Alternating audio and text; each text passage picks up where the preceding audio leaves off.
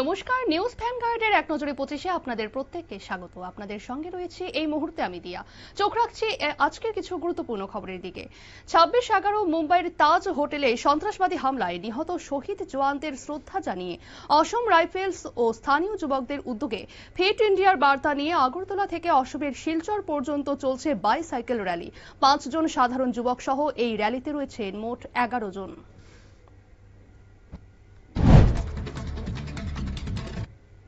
পাহাড় ভোটকে সামনে রেখে বিজেপির গুরুত্বপূর্ণ সাংগঠনিক বৈঠক অনুষ্ঠিত হলো যুবরাজনগর অঞ্চলের সেলপুইছড়া সহ একাধিক স্থানে। উপস্থিত ছিলেন বাগমা কেন্দ্রের বিধায়ক ও ত্রিপুরা এসটি কর্পোরেশনের চেয়ারম্যান রামপদ জামাতিয়া সহ অন্যান্যরা। দীর্ঘদিন ধরে অনিয়মের অভিযোগ ছিল, অবশেষে জেলা শাসকের নির্দেশে বৃহস্পতিবার বিশালগড় মহকুমা হাসপাতাল সংলগ্ন এলাকায় অবস্থিত ত্রিপুরেশ্বরী নার্সিং হোম সিল করে দিল মহকুমা প্রশাসন। ডিসিএম প্রসেনজিৎ দাসের নেতৃত্বে প্রশাসনিক আধিকারিকরা এসে মালিক সুকান্ত ভূঁইয়ার উপস্থিতিতে নার্সিং হোমটি সিল করে দেয়। উদয়পুরের চন্দ্রপুরে অবস্থিত কাঁঠালতলার জাতীয় সড়কে যাত্রীবাহী গাড়ি ও অটোর মুখোমুখি সংঘর্ষে আহত হলেন একাধিক জন। তাদের হাসপাতালে ভর্তি করা হয়েছে। একটি গাড়ির চালক ঘুমিয়ে পড়েছিল বলে প্রাথমিকভাবে জানা গেছে। বৃহস্পতিবার আগরতলার এনএসআরসিসি ক্রীড়াঙ্গনে 69তম জাতীয় স্কুল দাবার উদ্বোধন করলেন যুব বিষয়ক ও ক্রীড়া দপ্তরের মন্ত্রী টিঙ্কু রায়। দাবা বোর্ডে ঘুটির চাল দিয়ে এই প্রতিযোগিতার সূচনা করেন তিনি।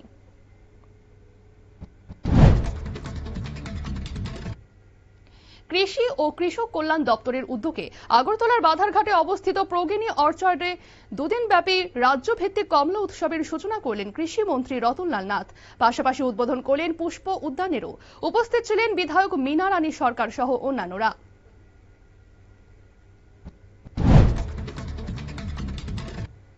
গোমতী জেলার 5টি ব্লক মাতাবাড়ি, টেপানিয়া, কিল্লা, ওমপি ও শিলাছড়িতে একটি করে মোটর চালিত বর্জ্য সংগ্রহ গাড়ি প্রদান করল জেলা প্রশাসন ও স্বচ্ছ ভারত মিশন গ্রামীণ। উদয়পুরের জেলা শাসকের কার্যালয়ে আয়োজিত এই সংক্রান্ত অনুষ্ঠানে উপস্থিত ছিলেন জেলা শাসক রিঙ্কু লাথের ও জেলা সভাধিপতি দেবল দেবরায় সহ অন্যান্যরা।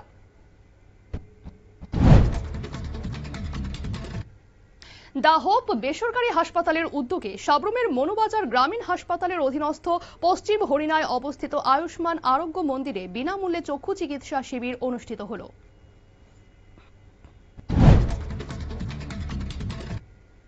এখনো সেভাবে শীতের দেখা না পাওয়া গেলেও আগরতলার বটতলা এলাকায় রকমারি শীতবস্ত্রের সম্ভার নিয়ে উপস্থিত হয়েছেন ভুটানের শীতবস্ত্র ব্যবসায়ীরা। প্রায় 40 বছর ধরে ত্রিপুরায় আসা এই ভিনদেশি ব্যবসায়ীদের আশা অন্য বছরের মতো এবার ভালো ব্যবসা হবে।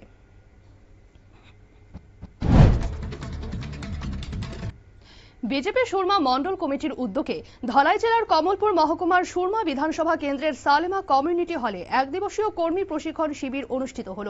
উপস্থিত ছিলেন রাজ্য বিজেপির সহ সভাপতি তাপস ভট্টাচার্য, রাজ্য সম্পাদক তাপস মজুমদার ও সুরমা বিধানসভার বিধায়ক স্বপ্না দাস পাল সহ অন্যান্যরা।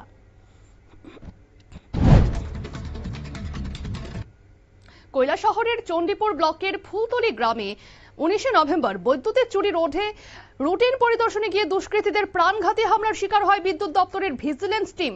এর ফলে গুরুতর জখম হন ওই টিমের 3 সদস্য। এই বিষয়ে কৈলাসহর থানায় অভিযোগ দায়ের হলেও পুলিশ নিষ্ক্রিয় ভূমিকা পালন করছে বলে অভিযোগ। এই নিয়ে ক্ষোভও তৈরি হয়েছে জনমানুষে।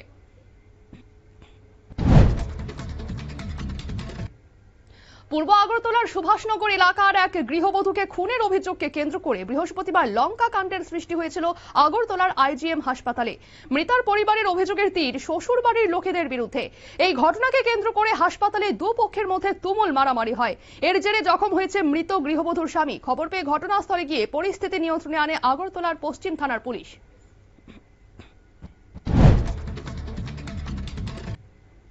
রাস্তার উপর নির্মাণ সামগ্রী পড়ে থাকায় বেশ কিছুদিন ধরে দুর্ঘটনা ঘটছে খোয়াইয়ের লালছড়া এলাকায়। এবার একটি বাইককে রাস্তায় সাইড দিতে গিয়ে নিয়ন্ত্রণ হারিয়ে একটি বাড়িতে ঢুকে গেল যাত্রীবাহী বাস। এর জেরে যান চলাচল ব্যাহত হওয়ার পাশাপাশি তীব্র চাঞ্চল্যের সৃষ্টি হয় ওই এলাকায়।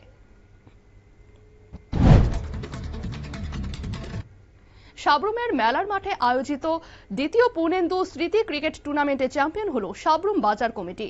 রানার্স হয়েছে উদয়পুরের নন্দী ব্রাদার্স দল। চ্যাম্পিয়ন দলকে ট্রফি ও 15,000 টাকা নগদ পুরস্কার ও রানার্সকে 10,000 ও ট্রফি দেওয়া হয়েছে। ভারতীয় বায়ুসেনার রাফালে যুদ্ধবিমান যে হ্যামার ক্ষেপণাস্ত্র ব্যবহার করে তা এবার তৈরি হবে ভারতের মাটিতেই। মেক ইন ইন্ডিয়া প্রকল্পের অধীনে আধুনিক এই সমরাস্ত্র তৈরির জন্য চুক্তিবদ্ধ হয়েছে ফরাসি সংস্থা সাফরা ইলেকট্রনিক্স অ্যান্ড ডিফেন্স ও ভারতীয় সংস্থা ভারত ইলেকট্রনিক্স লিমিটেড। খুব তাড়াতাড়ি ভারতের হ্যামার ক্ষেপণাস্ত্র তৈরির কাজ শুরু হবে বলে জানা গেছে।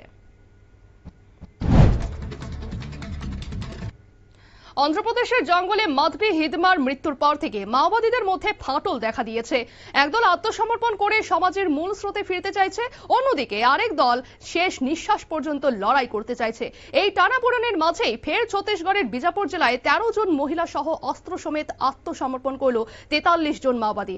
অন্যদিকে বস্তারের সুকমা জেলার অবুঝমারের জঙ্গলে মাওবাদীদের পুঁতে রাখা আইইডি বিস্ফোরণে গুরুতর জখম হলেন ডিআরজির একজন মহিলা কনস্টেবল।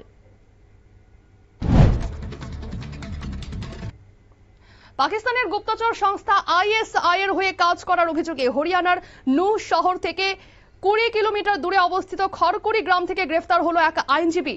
ধৃত রিজওয়ানকে জেরা করে একাধিক চাঞ্চল্যকর তথ্য পেয়েছেন তদন্তকারীরা। তার ভিত্তিতে বিভিন্ন জায়গায় তল্লাশি চালানো হচ্ছে। সিনিয়রের পর এবার স্থলভাগে আছড়ে পড়তে চলেছে ঘূর্ণিঝড় ডিটুয়া।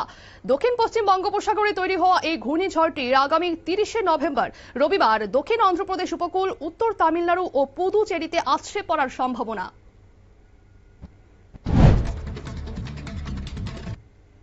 উত্তরপ্রদেশের গাজিয়াবাদে এসআইআর এর কাজে গাফিলতি করার অভিযোগে 21 জন বিএলওর বিরুদ্ধে সিহানি গেট থানায় এফআইআর দায়ের করল জেলা প্রশাসন। অন্যদিকে জাহানাবাদ বিধানসভা এলাকায় এসআইআর এর কাজের চাপে অবসাদগ্রস্ত হয়ে বিয়ের আগের দিন রাতে একজন বিএলও আত্মঘাতী হয়েছেন বলে অভিযোগ উঠেছে।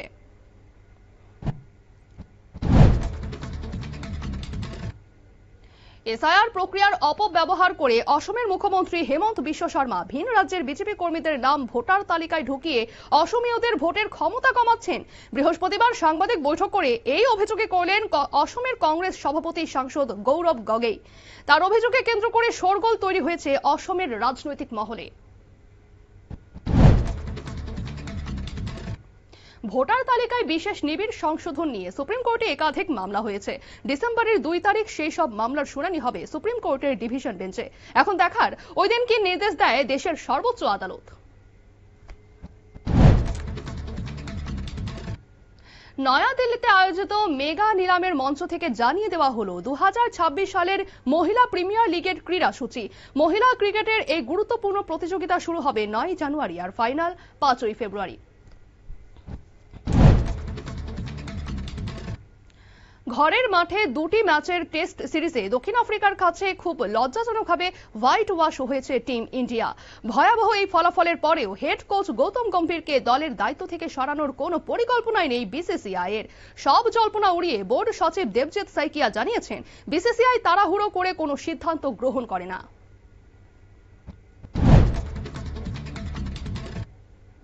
2020 সালে প্রাক্তন প্রধানমন্ত্রী কেপি শর্মা ওলির আমলে ভারতের উত্তরাখণ্ডের কালাপানি, লিপুলেখ ও লিম্বিয়াধুরা এলাকাকে নিজেদের অংশ বলে দাবি করে একটি মানচিত্র ছাপিয়েছিল নেপাল।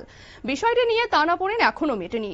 এর মাঝেই নয়া 100 টাকার নোটে ফের সেই মানচিত্র ছাপিয়ে বিতর্ক উস্কে দিল নেপাল রাষ্ট্র ব্যাংক।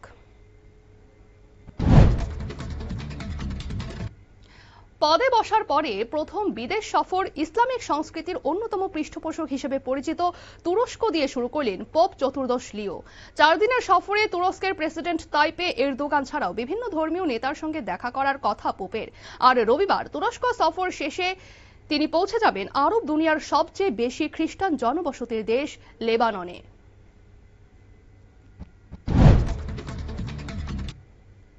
এক নজরে 25 আপাতত এই পর্যন্তই। পরবর্তী আপডেট এবং টক শো দেখার জন্য অবশ্যই নজর রাখুন নিউজ ভ্যানগার্ডের পর্দায়। নমস্কার।